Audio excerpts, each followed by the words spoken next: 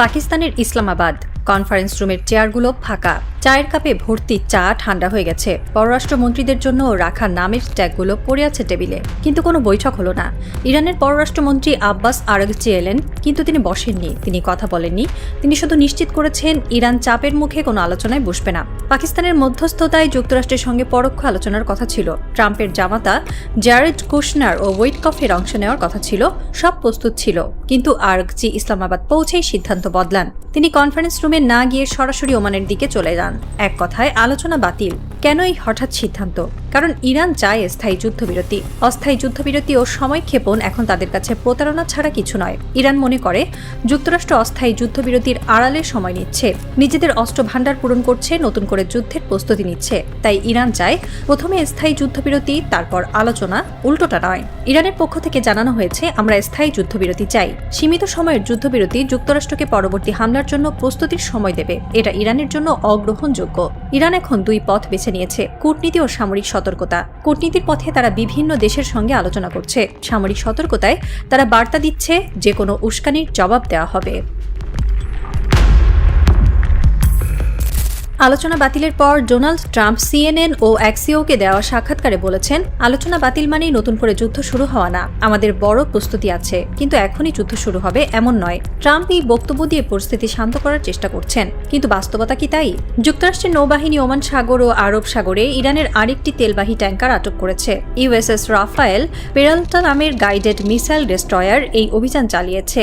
জাহাজটি এখন যুক্তরাষ্ট্রের নিয়ন্ত্রণে। ট্রাম্প বলছেন, যুদ্ধ নয়, অথচ সেন্টকমের নির্দেশে ইরানের জাহাজ আটকানো অব্যাহত, নৌ অবরোধ অব্যাহত, বিমানবাহী রণতরী মোতায়েন অব্যাহত, শুট অন সাইট নির্দেশ অটুট।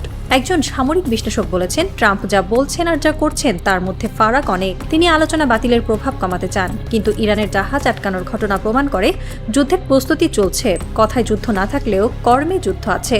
ইরান কিন্তু ট্রাম্পের কথায় কান দেয়নি। তাদের চোখে শুধু কাজের বাস্তবতা। তারা দেখছে যুক্তরাষ্ট্র প্রতিদিনই চাপ বাড়াচ্ছে, তাই তারাও পাল্টা প্রস্তুতি নিচ্ছে। ইরানের বিপ্লবী গার্ড আইআরজিসি তাদের মূল কৌশল পরিষ্কার করে দিয়েছে। হরমুজ প্রণালী নিয়ন্ত্রণই তাদের প্রধান ও চূড়ান্ত কৌশল। পারস্য উপসাগর ও ওমান সাগরে যুক্তরাষ্ট্র যতই শক্তি প্রয়োগ করুক না কেন, ইরান হরমুজের নিয়ন্ত্রণ ছাড়বে না। ইরানের যুক্তি, হরমুজ প্রণালী কৌশলগতভাবে এত গুরুত্বপূর্ণ যে এটি তাদের হাতে থাকলেই বিশ্ব জ্বালানি সরবরাহে তারা প্রভাব বিস্তার করতে পারবে। ইরান যদি এই প্রণালী বন্ধ রাখে, তাহলে বিশ্বের তেলের দাম আকাশচুম্বী হবে। অন্যদিকে যুক্তরাষ্ট্র আরব সাগর বা ভারত মহাসাগরে কতটুকুই বা প্রভাব বিস্তার করতে পারে, সেই প্রভাব হরমুজের সামনে তুচ্ছ। আইআরজিসির এক কমান্ডার বলেছেন, হরমুজ আমাদের মুষ্টিতে, আমরা চাইলেই খুলে দেব, চাইলেই বন্ধ করে দেব। বিশ্বের জ্বালানি সরবরাহ এখন আমাদের ইচ্ছার উপর নির্ভরশীল। এই শক্তি আমরা কখনোই ছাড়ব না। ইরানের এই কৌশল অত্যন্ত কার্যকর বলে মনে করছেন সামরিক বিশেষজ্ঞরা, কারণ হরমুজ প্রণালী দিয়ে প্রতিদিন বিশ্বের মোট তেল রপ্তানির 20% যায়। এই প্রণালী বন্ধ থাকলে বিশ্বজুড়ে জ্বালানির সংকট শুরু হয়ে যাবে। যুক্তরাষ্ট্রের মিত্র ইউরোপও তখন জ্বালানি নিয়ে হিমশিম খাবে। পারস্য উপসাগরের ভেতর ইতিমধ্যে প্রায় 63টি বড় পণ্যবাহী জাহাজ আটকা পড়েছে, সেগুলো বেরোতে পারছে না। এর প্রভাব বিশ্ব পণ্য সরবরাহেও পড়ছে। ইরান এই সংকটকে আরও বাড়ানোর কৌশল নিতে পারে। যুক্তরাষ্ট্র ইরানের জাহাজ আটকাতে ওমান সাগর ও আরব সাগরে অভিযান চালাচ্ছে। ইরান সেখানে ততটা শক্তিশালী নয়। তাদের জন্য ভারত মহাসাগরের গভীরে যুক্তরাষ্ট্রের বিশাল নৌবহরের সঙ্গে লড়াই করা কঠিন, কিন্তু ইরান সেই খেলায় নামছে না। তারা চাই লড়াই হোক তাদের বাড়ির উঠোনে, হরমুজ প্রণালী ও পারস্য উপসাগরে। হরমুজ প্রণালী যুক্তরাষ্ট্রের জন্য কঠিন জায়গা, কারণ প্রণালীটি সংকীর্ণ। সেখানে ইরানের ছোট ছোট স্পিড বোট, ড্রোন, ক্ষেপণাস্ত্র লঞ্চার আর সাবমেরিন খুব সহজেই কাজ করতে পারে। বিপরীতে যুক্তরাষ্ট্রের বিশাল বিমানবাহী রণতরী ও ডেস্ট্রয়ার প্রণালীর ভেতরে ঢুকে ঝুঁকি নিতে চায় না। তাই যুদ্ধ যত উপকূলের কাছে আসবে, ইরানের জয়ের সম্ভাবনা তত বাড়বে। একজন সামরিক কৌশলবিদ বলেছেন, ইরান বোকা নয়, তারা জানে খোলা সমুদ্রে যুক্তরাষ্ট্রের নৌবহরের সঙ্গে লড়াই হার। তাই তারা শত্রুকে নিজেদের কৌশলগত জায়গায় টেনে আনতে চায়। হরমুজ ইরানের জন্য সেই জায়গা। ইরানের আর একটি বড় সুবিধা হলো হরমুজ প্রণালী বন্ধ থাকায় বিশ্ববাজারে তেলের দাম বাড়ছে, যা ইরানের শত্রু দেশগুলোর জন্য ক্ষতিকর। ইউরোপ, ভারত, চীন, জাপান সবাই চায় হরমুজ খুলে দেওয়া হোক, কিন্তু ইরান এই চাপকে নিজের পক্ষে ব্যবহার করতে চায়। তারা চায় হরমুজ খোলার বিনিময়ে যুক্তরাষ্ট্র থেকে নিষেধাজ্ঞা প্রত্যাহার ও ক্ষতিপূরণ আদায় করতে। ইরানের এই কৌশলের সঙ্গে সঙ্গতিপূর্ণ আরেকটি বড় ঘটনা ঘটছে রাশিয়ায়। রাশিয়া আগামী 1 মে থেকে ইউরোপগামী জ্বালানি পাইপলাইন বন্ধ করার প্রস্তুতি নিচ্ছে। এই পাইপলাইন কাজাখস্তান থেকে তেল নিয়ে জার্মানি ও অন্যান্য ইউরোপীয় দেশে সরবরাহ করে। প্রতি বছর প্রায় 21 লাখ মেট্রিক টন জ্বালানি তেল সরবরাহ হয় এই পাইপলাইনের মাধ্যমে। রাশিয়া যদি সত্যি পাইপলাইন বন্ধ করে দেয় তাহলে ইউরোপ আরও বড় জ্বালানি সংকটের মুখে পড়বে। তখন হরমুজ প্রণালী বন্ধ থাকায় তেলের দাম আরও অনেক বেড়ে যেতে পারে। ইরানের অবস্থান তখন আরও শক্তিশালী হবে, কারণ ইউরোপকে জ্বালানির জন্য অন্য উৎস খুঁজতে হবে, আর সেই উৎস খুঁজতে গেলে তাদের ইরানের সঙ্গে আপোষ করতে হতে পারে। তাই রাশিয়ার এই পদক্ষেপ ইরানের জন্য পরোক্ষভাবে বড় জয়। একজন জ্বালানি বিশেষজ্ঞ বলেছেন, রাশিয়া ইউক্রেন যুদ্ধের পর থেকে ইউরোপের উপর চাপ সৃষ্টি করছে। জ্বালানি তাদের প্রধান অস্ত্র। এই সময়ে তারা যদি পাইপলাইন বন্ধ করে তাহলে ইউরোপ কাতর হয়ে পড়বে, আর ইরান সেই সুযোগ ব্যবহার করে নিজের অবস্থান আরও শক্ত করবে। যুক্তরাষ্ট্র শুরু থেকেই চাচ্ছিল অস্থায়ী যুদ্ধবিরতির মাধ্যমে সময় বাজেয়াপ্ত করতে। তাদের অস্ত্রের ভান্ডার ফুরিয়ে গেছে, নতুন সেনা সরবরাহ করতে সময় দরকার। পাকিস্তানের মধ্যস্থতায় আলোচনা সেটারই একটি অংশ ছিল, কিন্তু ইরান সেই নাটক ধরতে পেরেছে। ইরানের পররাষ্ট্রমন্ত্রী আরাকচি ইসলামাবাদ থেকে ওমানে চলে যাওয়ার ঘটনা সেটাই প্রমাণ করে। ইরান আর চাপের মুখে বসবে না। তারা চায় প্রথমে স্থায়ী যুদ্ধবিরতি এবং যুক্তরাষ্ট্রের কাছ থেকে নিশ্চয়তা, তারপর আলোচনা। যুক্তরাষ্ট্রের পক্ষ থেকে বলা হচ্ছে, আমরা আলোচনায় প্রস্তুত, কিন্তু বাস্তবে ইরানের জাহাজ আটকানো ও নৌ অবরোধ অব্যাহত। ট্রাম্প বলছেন, আলোচনা বাতিল মানে যুদ্ধ না, কিন্তু সেন্টকম বলছে আমরা আরেকটি ইরানি তেলবাহী ট্যাঙ্কার আটক করেছি। তাহলে আলোচনা কোথায়, আস্থা কোথায়? ইরান তো অন্ধ নয়, তারা দেখতে পাচ্ছে কথা আর কাজের মধ্যে অমিল। একজন পাকিস্তানি কূটনীতিক বলেছেন, ইরানের সন্দেহ বোধহয় সঠিক। যুক্তরাষ্ট্র আসলে আলোচনার নাম করে সময় নিচ্ছে। ইরান সেটা বুঝতে পেরেছে, তাই তারা আগে স্থায়ী যুদ্ধবিরতি চাচ্ছে।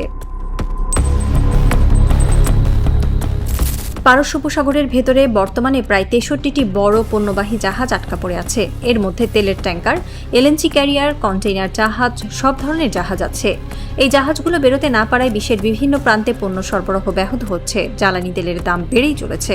এটি স্বাভাবিক অবস্থা নয়। ইরান চায় যতদিন তাদের দাবি মেনে নেওয়া হয় ততদিন এই পরিস্থিতি চলুক। তারা চায় যুক্তরাষ্ট্র ও ইউরোপের অর্থনীতি আরও ক্ষতিগ্রস্ত হোক। ইরানের এই কৌশলকে অনেকে অর্থনৈতিক যুদ্ধ বলছেন, কারণ ইরান সরাসরি সামরিক সংঘাত না চালিয়েও অর্থনৈতিক সংকট সৃষ্টি করে যুক্তরাষ্ট্রের মিত্র দেশগুলোকে চাপে ফেলতে চায়। একজন জ্বালানি বিশ্লেষক বলেছেন, ইরান এখন হরমুজ বন্ধ রেখে বিশ্বের অর্থনীতিকে জিম্মি করে রেখেছে। যুক্তরাষ্ট্র যত চেষ্টাই করুক তারা এটা ভাঙতে পারছে না, আর এটাই ইরানের জন্য বড় কূটনৈতিক অস্ত্র। যুক্তরাষ্ট্র ইরানের জাহাজ আটকানোর পর ইরান সহজেই মেনে নেয়নি। তারা পাল্টা জবাব দিতে বিভিন্ন কৌশল নিচ্ছে। যেমন ইরান তাদের পর্যবেক্ষণ বাড়িয়েছে, তারা জাহাজের গতিপথ পরিবর্তন করছে, প্রয়োজনে পতাকা বদলাচ্ছে, কখনো কখনো অন্য দেশের নৌবহরের পেছনে লুকিয়ে পড়ছে। ইরানের জাহাজগুলো এখন আর আগের মতো নির্দিষ্ট রুটে যায় না। তারা এলোমেলো পথ বেছে নেয়, মাঝপথে গতি কমায়, এমনকি রাতের আধারে চলে। যুক্তরাষ্ট্রের পক্ষে গোটা সমুদ্র নজরদারি করা কঠিন, আর ইরান সেই সুযোগ কাজে লাগাচ্ছে। একজন ইরানি নৌ কর্মকর্তা বলেছেন, যুক্তরাষ্ট্র যত জাহাজ আটকাবে আমরা আরও জাহাজ পাঠাবো। আমাদের শ্যাডো ফ্লিট বিশাল। তারা কয়েকটা জাহাজ আটকাতে পারে, কিন্তু সব জাহাজের গতিপথ আটকাতে পারবে না। এটি ইরানের জন্য দীর্ঘমেয়াদী কৌশল। যুক্তরাষ্ট্র যত বেশি জাহাজ আটকাবে তত বেশি আন্তর্জাতিক আইনের লঙ্ঘন হবে, আর তাতে যুক্তরাষ্ট্রের আন্তর্জাতিক সুনাম ক্ষুণ্ণ হবে। ইরান সেই সুনাম সংকটকে কাজে লাগাতে চায়। ইরান ও যুক্তরাষ্ট্রের মধ্যে দ্বিতীয় দফার যুদ্ধ কতটা আসন্ন? বিশেষজ্ঞরা এই প্রশ্নের উত্তরে দ্বিধায় ভুগছেন। কেউ বলছেন কয়েকদিনের মধ্যেই বড় সংঘাত শুরু হতে পারে, কেউ বলছেন দুই পক্ষই চূড়ান্ত যুদ্ধ এড়াতে চায়। কিন্তু জাহাজ আটকানো, নৌ অবরোধ, হুমকি, পাল্টা হুমকি এসব চূড়ান্ত যুদ্ধের পূর্ব লক্ষণ। ইতিমধ্যে যুদ্ধের প্রায় সব প্রস্তুতি সম্পন্ন। ইরানের পক্ষে পুরো হরমুজ প্রণালী ও পারস্য সাগরকে যুদ্ধক্ষেত্রে পরিণত করার সক্ষমতা আছে, কিন্তু তারা চায় সেই যুদ্ধ নিজেদের মোতাবেক হোক। তারা চায় যুক্তরাষ্ট্র হরমুজের সংকীর্ণ প্রণালীতে তাদের সঙ্গে লড়াই করুক। যুক্তরাষ্ট্র চায় খোলা সমুদ্রে লড়াই। কাজেই দুই পক্ষের কৌশলগত লক্ষ্যে ভিন্নতা আছে। এই ভিন্নতার জন্যই যুদ্ধ ঠিক এখন হচ্ছে না, কিন্তু দীর্ঘমেয়াদে একটা পক্ষকে পিছু হটতেই হবে। আর সেই পক্ষ কে হবে? সামরিক বিশ্লেষকরা বলছেন, এটি নির্ভর করবে আন্তর্জাতিক সমর্থনের উপর। ইরান, চীন ও রাশিয়ার সমর্থন পায়, যুক্তরাষ্ট্র পায় ইউরোপের সমর্থন। ইউরোপ কিন্তু এই যুদ্ধে খুব বেশি সরব নয়। ইউরোপীয় ইউনিয়ন বলছে, আমরা কূটনৈতিক সমাধান চাই। ইউরোপের দেশগুলো যুক্তরাষ্ট্রের সঙ্গে সরাসরি যুদ্ধে যেতে চায় না। ফলে যুক্তরাষ্ট্র যদি একাই যুদ্ধে নামে তাহলে জয়ের সম্ভাবনা কম। তাই ট্রাম্প যুদ্ধের সিদ্ধান্ত নিতে দ্বিধা করছেন।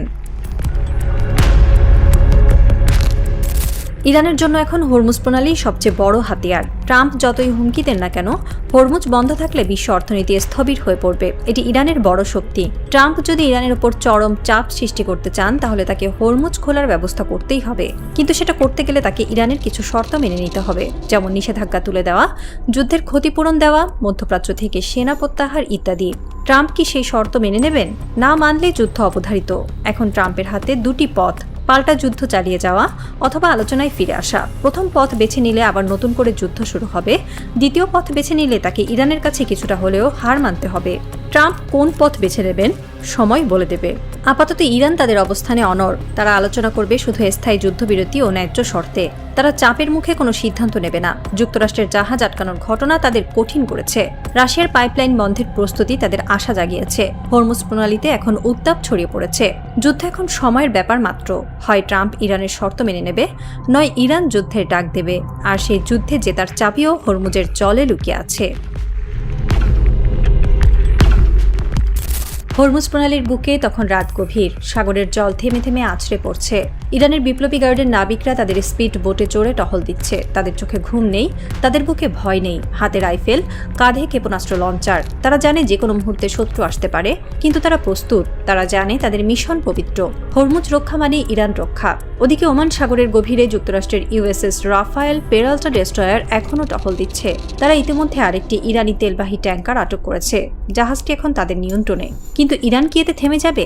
না, থামার পাত্র ইরান নয়। তেহরানের আকাশে তখন সূর্য উঠেছে, কিন্তু সেই সূর্যের আলো যেন রক্তিম। ইরানের সর্বোচ্চ নেতা আয়তুল্লাহ মুজতবা খামেনি তার প্রার্থনা কক্ষে বসে আছেন। সামনে কোরআন। তিনি দোয়া করছেন ইরানের নাবিকদের মুক্তির জন্য, দোয়া করছেন হরমুজের নিরাপত্তার জন্য, দোয়া করছেন যেন এই প্রতিরোধ কখনো দুর্বল না হয়।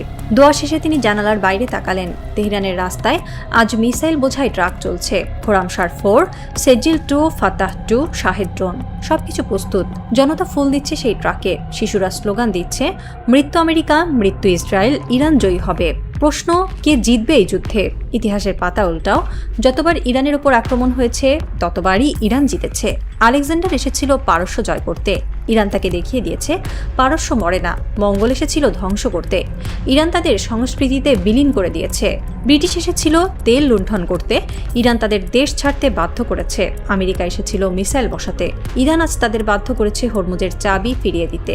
এবারও একই হবে। ট্রাম্প যতই জাহাজ আটকাক, ইরান হরমুজ ছাড়বে না। ট্রাম্প যতই ড্রোন পাঠাক, ইরান ভূপাতিত করবে। ট্রাম্প যতই হুমকি দিক, ইরান মাথা নত করবে না। কারণ ইরান পাহাড় কখনো নড়ে না।